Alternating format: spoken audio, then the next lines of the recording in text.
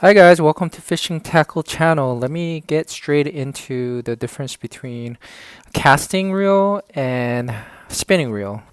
So spinning reel is anything that looks like this with where you are holding your rod in this fashion, right?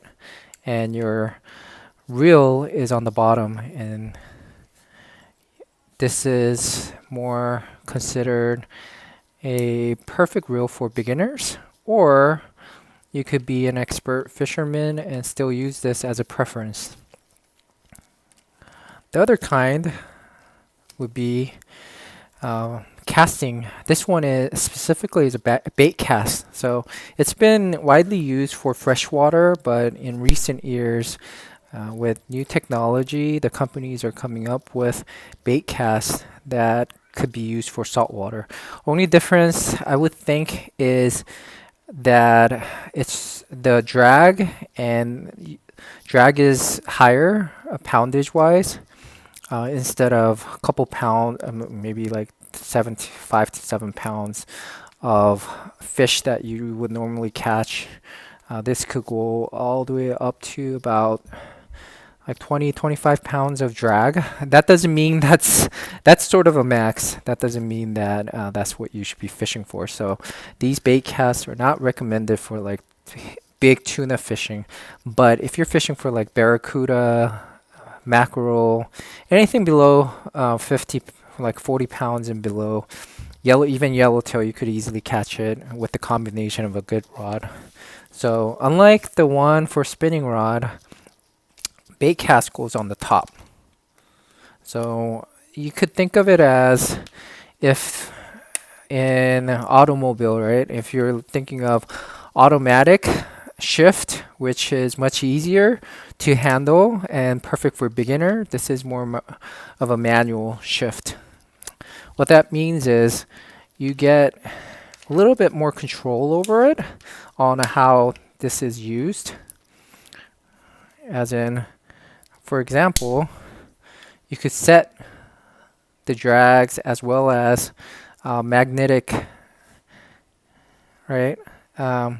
Control brake system where you could, when you cast it, you could set in a way that works for you when you cast it out, whether you want it a little bit more stiffer or looser. So you set your brake as well as your spool. So there's a lot of fine tuning for bait cast when you're fishing. So again, just like there are people that prefer manual shift driving vice spinning, there's nothing wrong with it. One isn't better than another. I think it's more of a preference.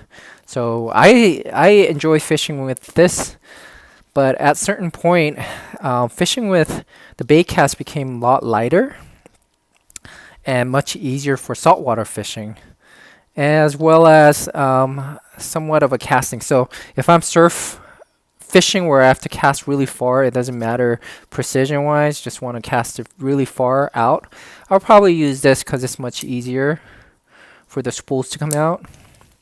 This one has a lot more control, so if I'm seeing certain areas where I want to cast metal jigs or different kind of baits, I would probably use this.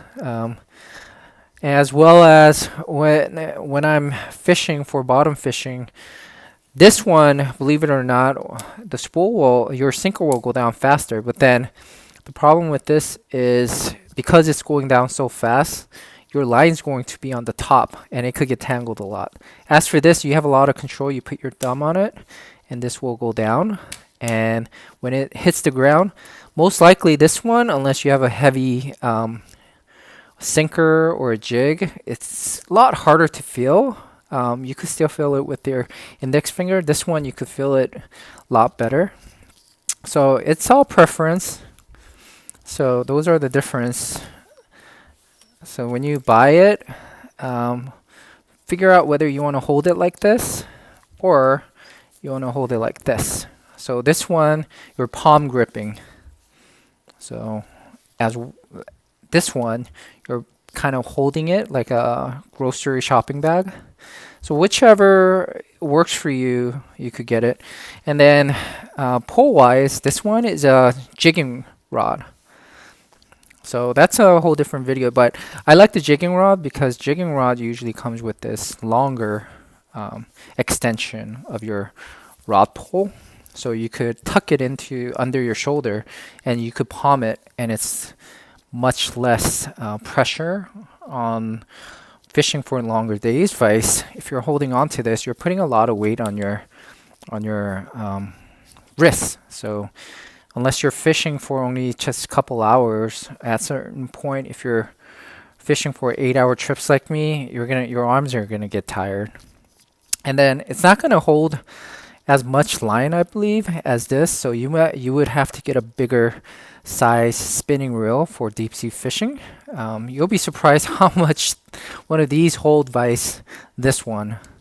So yeah, it gets heavier as it goes.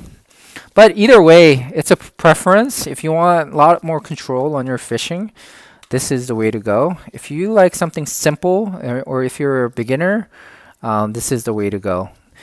Both cost a lot. There are cheap spinning reels that are 20-30 bucks that you can buy. Same thing for Baitcast. The difference is how well will it, or how long will it last in salt water. But again, you could get a $20 and it would last for years as long as you wash it down with warm water or soapy water, however you want to take care of it. And then as for one of these casting rods, there are a lot more options here. Spinning, it's always going to be the same pole from the bottom, different sizes. They're all pretty identical. Bait cast or casting rod wise, once you have that, you have reels like this or this. These are trolling reel. So trolling, however you want to call it. So this shows what depth. So when the boat is not anchoring, it's not drifting, it's constantly moving, it will try to move towards a direction, a school of a fish, and then this will help you keep track of at what depth your baits are located, right?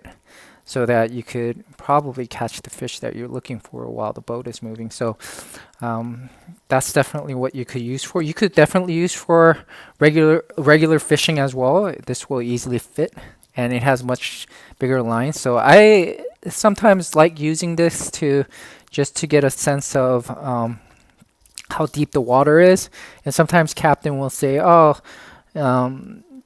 there are fish maybe 30 feet off the bottom or something like that. Then I have easy access to figure out how much I want to retrieve my reel. So that's helpful. When you come down to more bigger fish like yellowtail, where right here the difference, these are casting reel too. So again, it won't fit in the spinning reel. It's not going to put it on the bottom. If you do, people are going to laugh at you. This will be on the top as well. They're all going to be on the top, such as this. Here's a more of a hybrid of this between this type of casting reel and Baitcaster. This is sort of a Baitcast casting reel hybrid, and it has the difference here is there's a level wind. Level wind basically here is when you're reeling your line, this will go back and forth and it'll nicely spool your line for you when it goes down. This one, it won't. So when it goes down, this will go down, your bait, your sinker will go down much faster, and you don't have to worry about getting tangled or having a mechanical issue. As such, this, if something gets stuck or if you're fighting a heavy, strong fish and if it gets stuck, you're done, right? you're gonna reel and you're gonna have a lot of problem. As for this, it's free flow right here, so much stronger and much easier.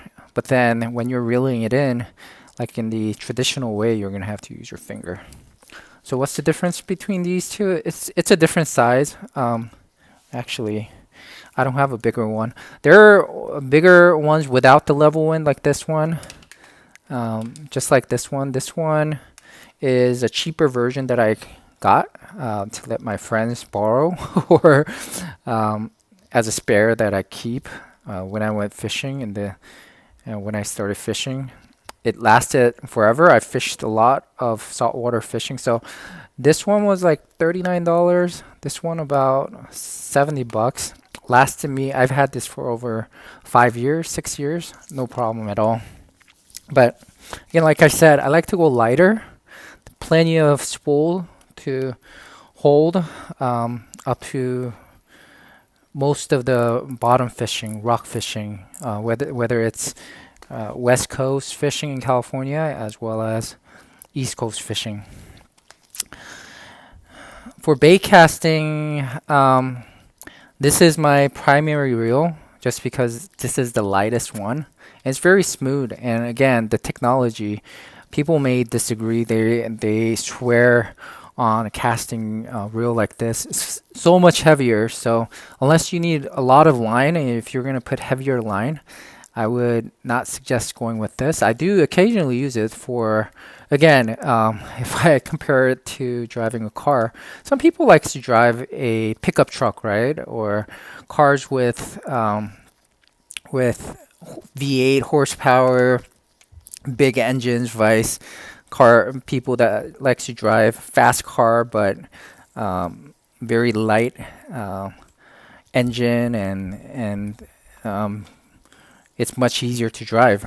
So it's all preference. It doesn't matter what type of reel you use. I like to fish 8 to 10 hours or up to 12 hours fishing. And if you're going overnight, I would definitely suggest having one of these and one of these and maybe even one of these, combination of it, so that you're prepared to fish comfortably and have flexibility. But if you had to get one, I would say get a spinning reel like this. This one is a lot smaller. I think this one is a Battle 2 size, maybe 2000, right? For saltwater fishing, you could definitely use this. I only put about a 15 or 18 pound of braid and leader. So the braid is the main line. So something I would recommend is never use mono filament. I would say if you could stick to braid as your main line and as a leader, which is, again, you don't want braid to attach directly to your bait. And it's going to be hard to, unless you use certain knots, it's going to slip. So you need a fluorocarbon. So those are, you could search, you could Google for what fluorocarbon leaders are, but that's what you would need to use to tie baits and things like that. For these, I also use about 15 to 18 pound. It's very light, and even if I use very light sinkers, I could feel everything on the bottom. But that's pretty much it. If you have any more questions, leave a comment. I'll be more than happy to make more videos on the difference between casting and spinning reel. By the way, for rods too, I would say you should definitely look for rods that could hold, if possible, a bigger size sinker. So this one is graded in a way that Asians use it. You could buy these models overseas on many Japanese import or Japanese made domestic, what is it called, JDM, Japan domestic manufactured rods or something like that. Or just go to AliExpress and buy one of these where you have these very light rod but graded for sinkers 20 to 100. It basically means it could handle anywhere between like 2 ounce to about 10 ounce. So 100 is somewhere between 10 and 12 ounces or something like that. Anything below, just such as like 80 to 60 are somewhere between 5 and 8 ounces. So that's what you're looking for. But yeah, so those are something that you need to ask and look for in buying a rod to complement your reel. Most of the reels will work, even the baitcast, as long as, well, I wouldn't have any restriction. If you know how to fish, you just like fishing in fresh water or from a lake, it's gonna work in salt water as well. The only time that people will require heavier equipment is if you're going for sports fishing, like tuna fishing that's like 50 to 100 pound and up. But otherwise, most of the fishing could work with simple reels and rod like this one. So again, thanks for watching the video, and if you have more questions, feel free to leave a comment. Thanks.